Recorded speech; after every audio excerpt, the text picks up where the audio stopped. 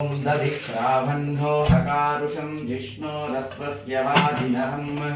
शुरभिनो मुखाकरप्रेणहम्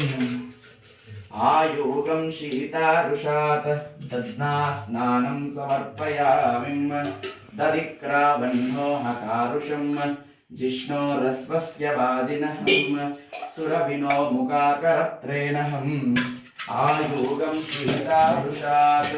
दध्ना स्नानं समर्पयामि विद्यभस्मं धारयामि परिमलगन्धां धारयामि कुङ्कुमं काञ्चितं दिव्यं कामिनी कामसंभवम् ओम नमः शिवाय ओम नमः शिवाय ओम नमः शिवाय ओम नमः शिवाय ओम नमः शिवाय माल्य विसर्जयेत् साङ्गोपाङ्गमिदं स्नानं कल्पयामि प्रसीद मे यद्भासा भासते विश्वं